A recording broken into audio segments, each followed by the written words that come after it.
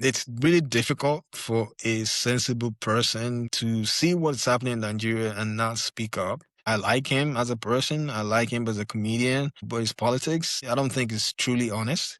And sometimes when you are privileged, you lose touch with what's going on ground. You lose touch with the people around you. But he lives in Lagos, so it's gonna be hard for me to say he doesn't see what's going on in the streets.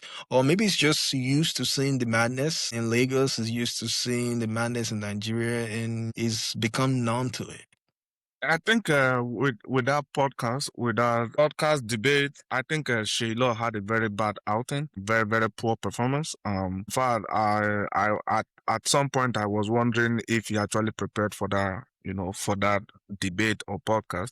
Because from point to point, the other guy had a very good performance, owned him throughout the entire 4 hours, and then he was struggling. Although I can understand that he was debating from a place of defense, he was trying to defend the government, and it's difficult to debate from a place of defense, especially when it is very obvious that, what you are trying to defend is indefensible.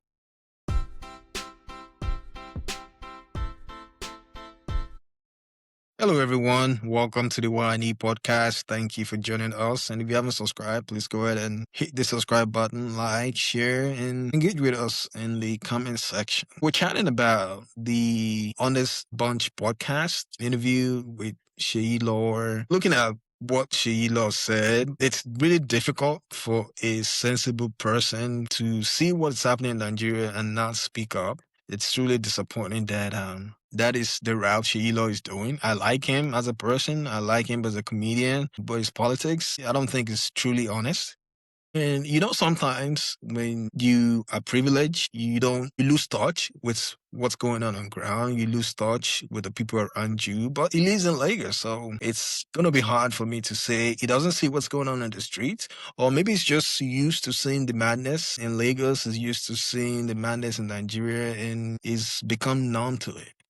The only thing that would make someone, say something about kidnapping has been happening for a very long time, even though, it is true, but to say something like that out loud in the public shows that you're either out of touch or you don't really care what's going on, maybe because you're part of the privileged people now. Your children are no longer living in the country, and you can at least, pay to live in somewhere decent where you have decent security. You're able to get yourself a decent security. But that's not the case for 99% of Nigerians out there on the streets. People are struggling, looking for a way to make ends meet. And it's sad that that is what his stake has come to. He's a good Nigerian. He has the right to support whoever he wants to support. He has the right to believe in whatever cause he wants to believe in.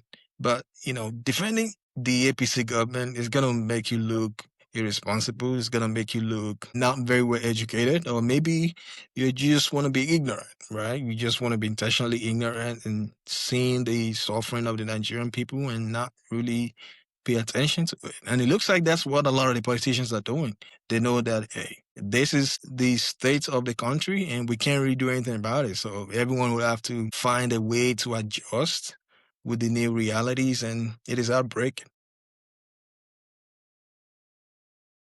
I think Seyi Law had a very bad outing, very poor performance. In fact, at some point I was wondering if he actually prepared for that debate or podcast. Because from point to point, the other guy had a very good performance, owned him throughout the entire 4 hours, and then he was struggling. Although I can understand that he was debating from a place of defense, he was trying to defend the government, and it's difficult to debate from a place of defense, especially when it is very obvious that what you are trying to defend is indefensible. It's not something you can defend, because essentially what the other guy was telling him, that this is a lived reality, and it is very obvious. In fact, from point to point, the security, education, the floating of the naira, everything. I think if you had to grade that, it will probably score call like a very strong C, he really had a very bad performance. And then this is a lesson to people when you are opportune to be in a position of, influence. Is that what it is? Or in a very privileged situation, other people that are not very well opportune, like you, do not discountenance what they feel or their lived experience. I think that was what happened. In fact, watching him defend kidnapping, watching him say that Nigeria is better today than 10 years ago, I mean, that was really, really appalling. I did not really expect that from him. In fact, before now, I like Seyi Law. I like him as a comedian, very good comedian, always have a good outing as a comedian. But dabbling into politics, I don't think politics is his strongest suit. I think he probably should retrace himself. You know what?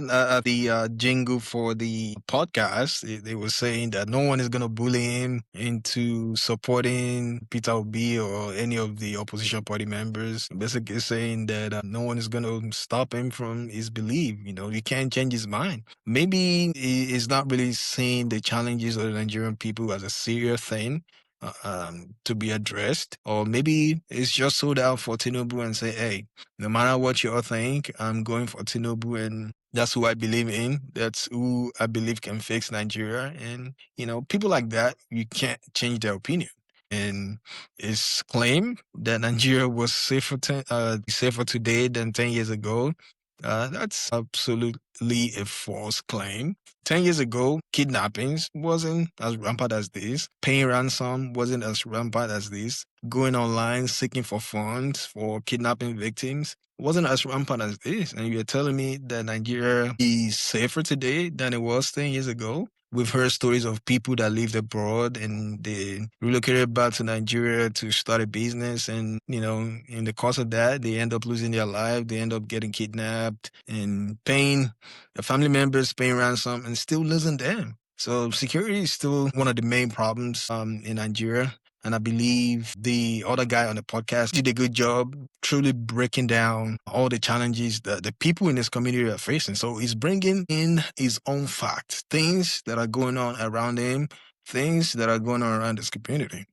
And maybe because Seyi Law is from a place of privilege, well, maybe privilege should not be the word, because he worked his behind off to become who he is today and is a talented comedian. Not everybody has a talent. Not everybody has that talent that will make them money. Some people don't have talent, or some people haven't, fine-tuned their talent in order to make money off of it. But I still think that from the position of Seyi Law, as popular as it is, he doesn't really face the challenges of an everyday person. He probably lives in a gated community.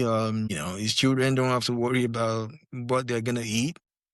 They eat more than 3 square meals, which is good, right? Some people don't have that opportunity. I don't think Seyi Law could have done anything to prepare for the podcast, but he brought his own facts. He brought whatever was going on around him, and it was light and day compared to what was going on in the community. And it's embarrassing that this is what we're still going through. Insecurity is still a problem. The electricity is still a problem. Schools not having proper funding, not having good teachers is still a problem. So these are basic amenities that the government should be providing for the people. Yeah, I completely agree with you. But I think everybody, be you Nigerian, anywhere in the world, I think people should have a right to their political belief or political alignment. But I also think that, Seyi Law is more like a business person. As a comedian, you walk across the aisle, you work for everybody, Well, he probably have a discretion to take any job or to refuse any job, but I would think that he would be open to work for anybody, okay? So long the money is right. But once you're trying to pick side with in politics, it becomes difficult for, in that business. So hypothetically, let's say tomorrow Peter Obi wins, oust Tinubu, what is going to be the fate of Seyi Law and then other celebrities that are, that have taken sides. That is why it's very, very advisable that, if you are a business person, if you are a public person, you can have a candidate that you support, but do not rub it on people's face because it doesn't really look good. What happens after the person leaves office? What will happen to Seyi Law after Tinubu leaves office? What will become of him? So he would have made has a lot of enemies, enemies that came out from politics. And then a lot of times it's difficult to manage, relationship with politics. It's difficult. But I still maintain that he has a right to his political belief, but he had a very, very poor outing. And then I think if anybody should advise him, I think they should tell him not to venture into anything like that again. Debate is not his strongest suit. He wasn't calm. He wasn't collected. He was just all over the place, yelling on top of his voice. I don't think debate is, in fact, even considering him as a comedian, he should have been able to, put up a debate, but it does look like it's not his strongest suit.